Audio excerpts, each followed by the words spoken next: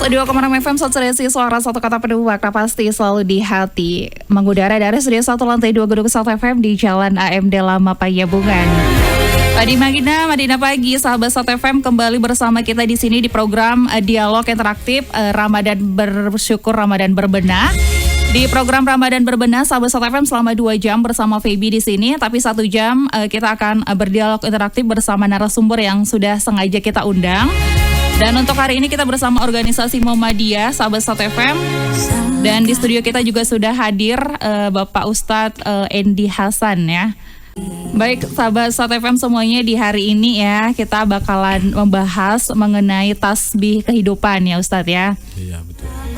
Salah satu masalah pokok yang banyak dibahas di dalam Al-Quran adalah tasbih. Salah satu fenomena alam yang diungkap oleh Al-Quran adalah bahwa seluruh jagat raya telah bertasbih kepada Allah Subhanahu wa Ta'ala ya Ustadz ya.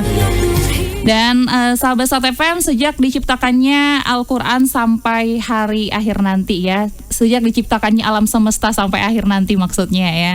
Nah Ustadz nih aku mau nanya ini ya, sebenarnya apa sih manfaat dari bacaan tasbih itu? Jadi begini, tasbih itu artinya mensucikan.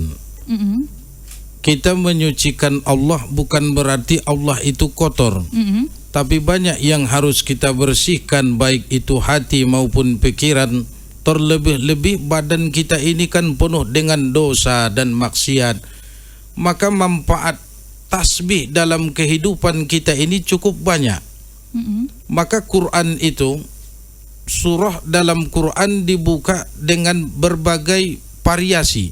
Ada satu surah dalam Quran dibuka dengan kata Alhamdulillah, seperti surah Al-Fatihah. Tapi banyak surah itu dalam Quran dimulai dengan kata tasbih. Ada sabbahalillah, ada yusabbihulillah. Dan yang paling populer itu yang sering dibaca oleh imam dalam solat Jumat, Sabbihisma rabbikal a'la. Itu juga permulaannya adalah tasbih. Maka tasbih ini juga bermacam-macam dalam Quran fungsi dan manfaatnya. Nah inilah yang akan kita jelaskan dalam kesempatan ini. Semoga bermanfaat buat kita semua, khususnya kepada para pendengar Star FM yang berbahagia. Nah kalau untuk ininya Ustadz, untuk keutamaan dari tasbih itu apa Ustadz? Yang mungkin kita perlu ketahui nih keutamaannya apa? Dulu ada seorang nabi namanya Yunus bin Matta. Beliau ini meninggalkan umatnya, lalu lari meninggalkan tanggung jawab itu. Allah pun mengujinya, sehingga datanglah ombak besar, badai menggulung. Menurut keyakinan masyarakat waktu itu, kalau ada badai, cobaan di tengah lautan, berarti ada yang lari meninggalkan kampung.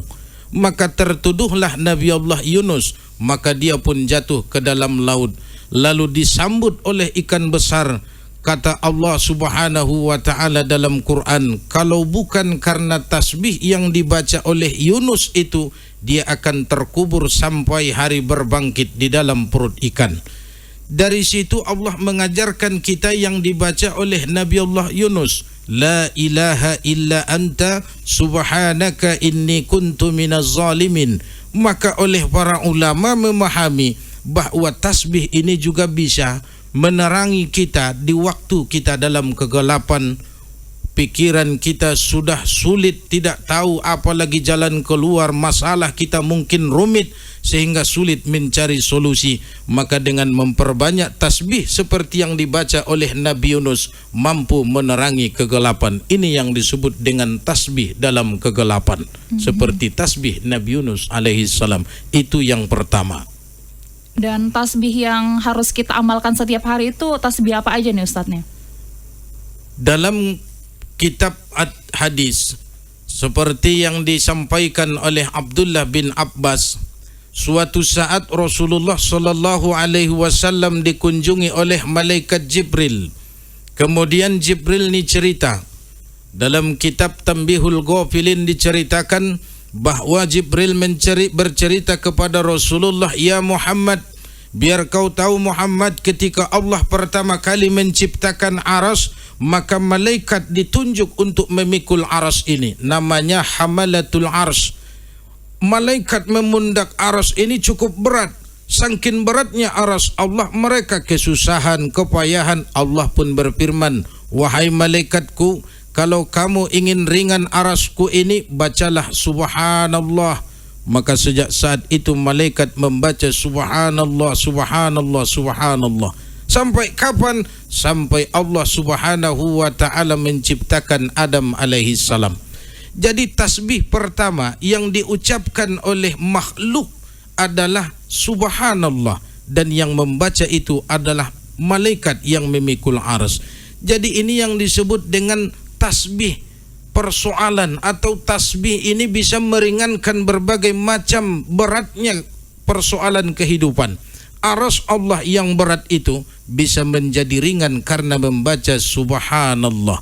Sebab itulah setiap habis solat kita dianjurkan membaca subhanallah sebanyak 33 kali, karena itu akan meringankan semua persoalan kehidupan kita.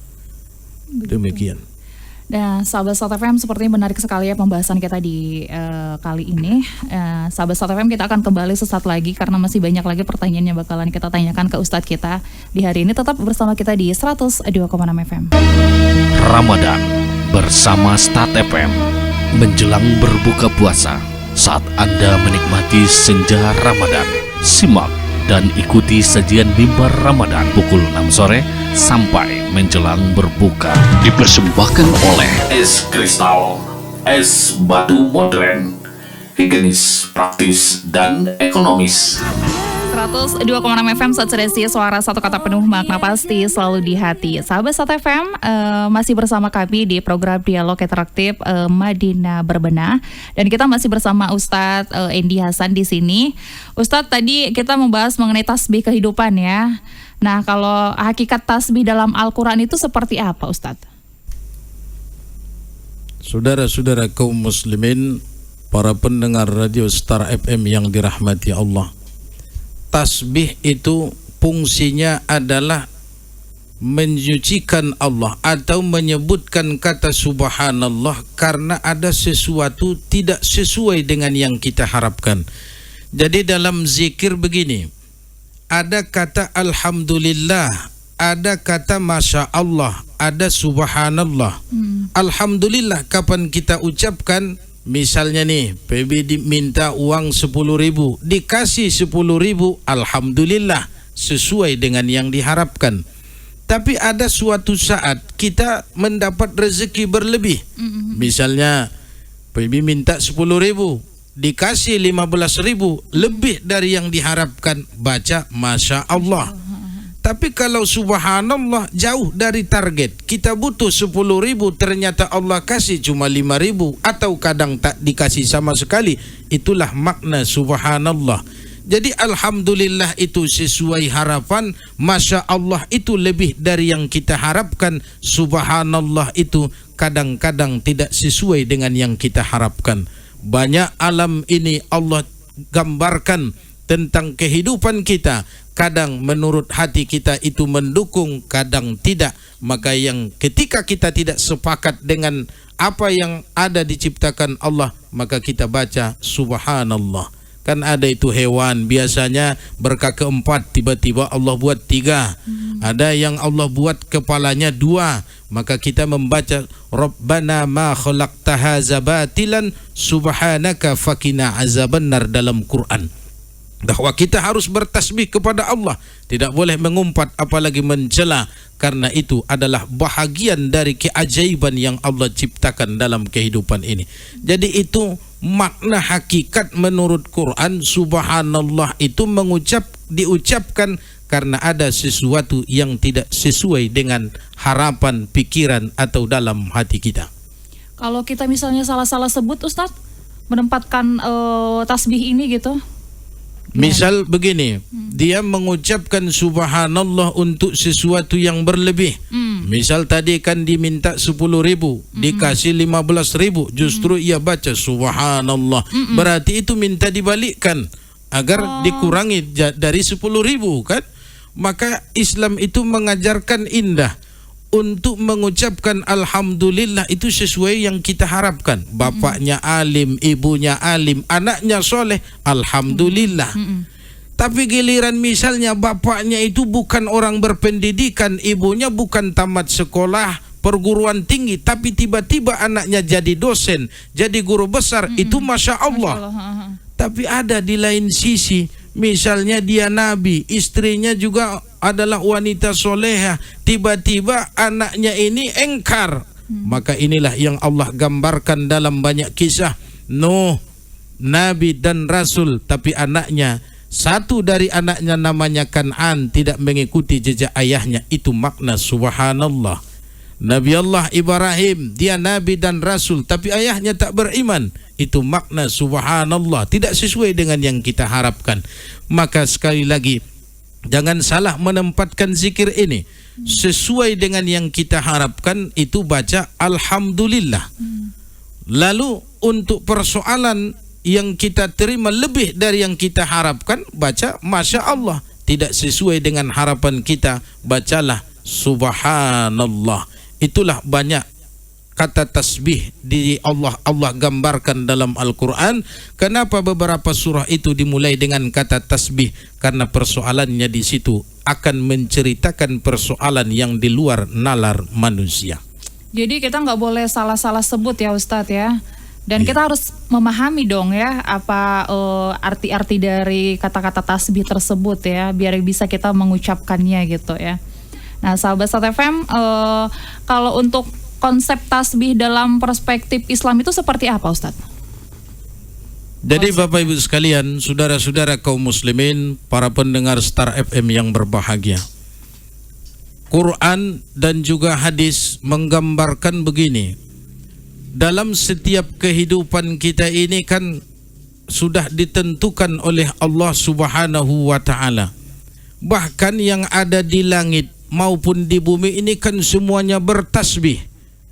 Inilah yang Allah sebutkan dalam banyak surah. Ada kata sabbaha lillah, ada yusabbihu lillah ma fis samawati wal ard.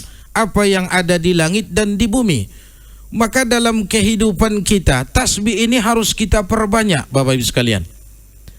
Karena tasbih ini merupakan kalimat yang mudah diucapkan, tapi akan ringan nanti ketika ditimbang amal ibadah kita. Dalam hadis dijelaskan begini, kalimatani khafifatani saqilatani fil mizan habibatani ala rahman. Ada dua kalimat ringan untuk diucapkan, tapi nanti akan berat ketika ditimbang di yaumil mizan. Bahkan Allah yang Maha Rahman juga sangat suka mendengar kalimat ini. Maka sebab itu setiap habis solat, walaupun dia bukan satu kewajiban, kita yang sudah selesai melakukan ibadah solat fardu misalnya, maka bacalah tasbih itu, subhanallah, subhanallah, subhanallah. Di luar solat kita baca tasbih, dalam solat kita baca tasbih. Dalam ruku, bukankah kita senantiasa baca tasbih, subhana rabbil azim, subhana rabbil a'la. Atau dalam riwayat lain, subhanakallahumma rabbana wa bihamdika Allahumma ghafirli, seperti yang sudah ditarjihkan oleh organisasi Muhammadiyah. Jadi untuk itu tasbih ini tak boleh kita tinggalkan, baik dalam solat, di luar solat, menghadapi persoalan, atau mengharapkan persoalannya diringankan oleh Allah Subhanahu wa ta'ala. Nah kalau aku menyebutkan tasbih ini sebagai solusi problematika kehidupan, benar Ustadz? Bisa jadi ini akan memberi solusi, ya, tapi bisa jadi ini juga akan memberi terapi. Memang karena fungsi tasbih ini banyak.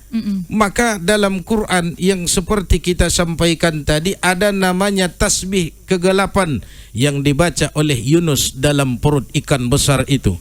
Ada tasbih untuk meringankan persoalan, seperti malaikat hamalatul arsy yang memikul arsy Allah yang berat itu dengan tasbih menjadi ringan. Ada tasbih lagi yang disebut ini sebagai tasbih perlombaan atau tasbih kekalahan. Ketika Allah Subhanahu wa ta'ala ingin menciptakan Adam, alam jagat raya ini, makhluk ini kan protes. Qalu ataj'alu fiha may yufsidu fiha wa yasfikud dima. Untuk apa engkau ya Allah ciptakan makhluk baru? Maka ketika Adam sudah tercipta, lalu apa kata Allah? Ayo kalian lomba dulu, siapa yang lebih tahu? Akankah Adam ini lebih tahu daripada kalian?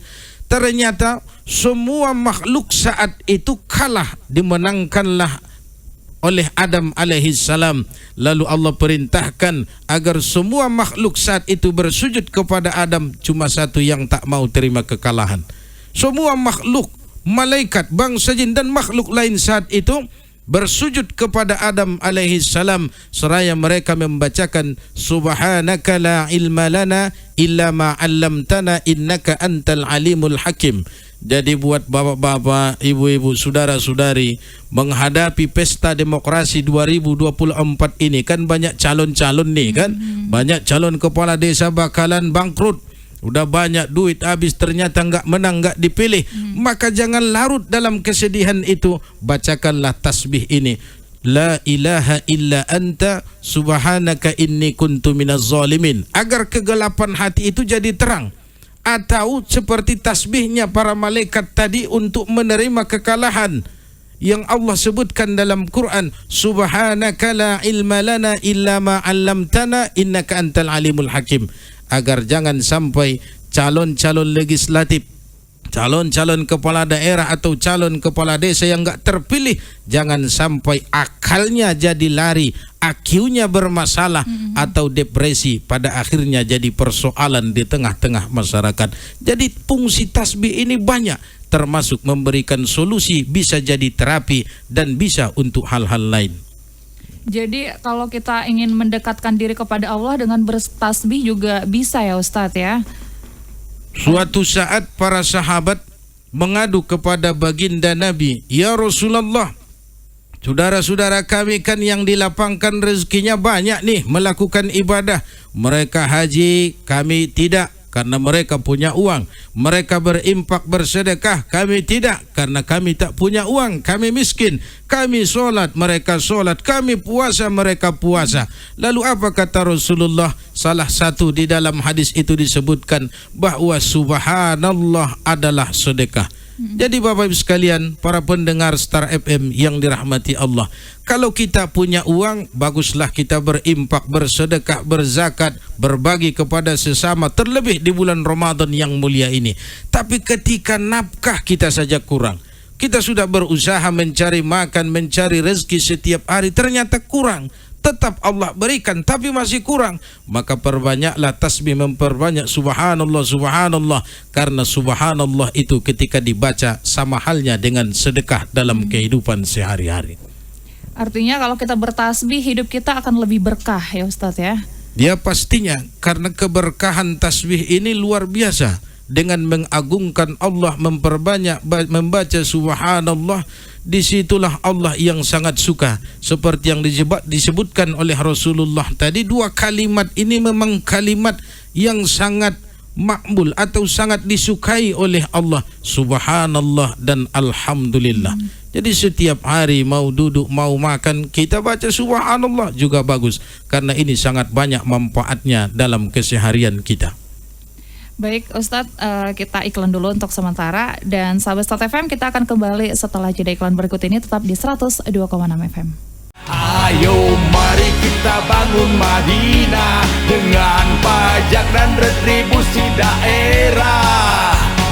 Awasi penggunaannya.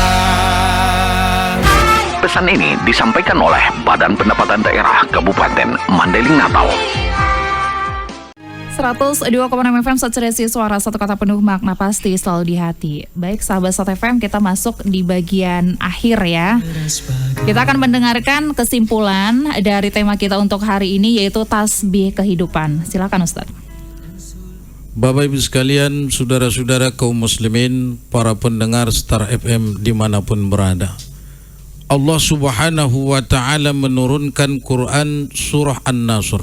A'udzubillahi minasyaitonirrajim. Iza jaa nasrullahi wal fath wa ra'aitan nasa yadkhuluna fi dinillahi afwaja fasabbih bihamdi rabbika wastaghfirhu innahu kana tawwaba. Surah ini turun ketika surah ini turun, Rasulullah Shallallahu Alaihi Wasallam usianya sudah tua. Maka baginda Nabi lebih memperbanyak membaca tasbih seperti perintah Allah dalam surah ini.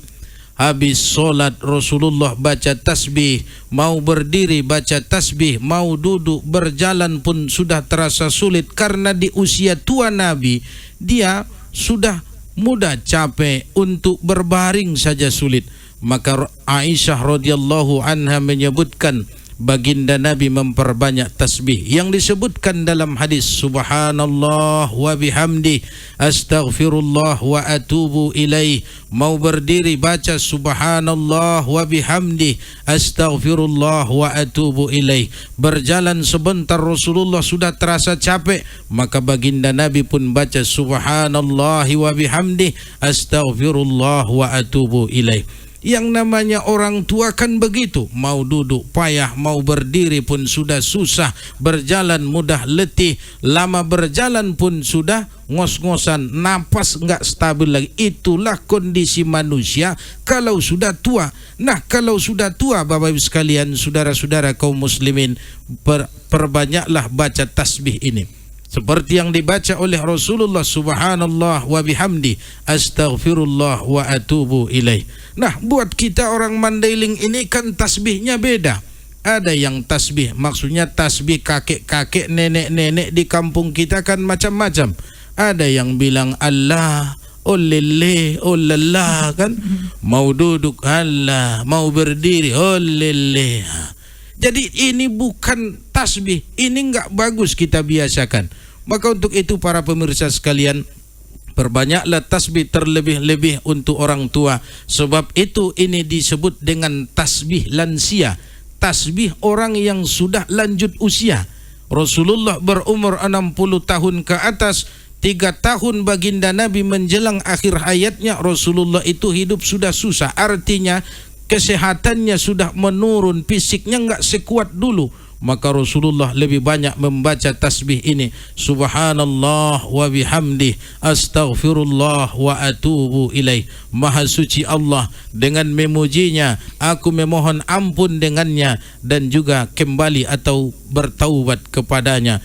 Semoga dengan memperbanyak zikir atau tasbih ini, insya Allah kesehatan yang sudah menurun itu menjadi berkah. Di usia tua kita memberi manfaat kepada orang banyak. Terlebih-lebih penyakit keluhan yang kita ganti dengan bacaan tasbih tadi berubah menjadi pahala dan sekaligus sebagai penggugur dosa-dosa yang dahulu pernah kita lakukan.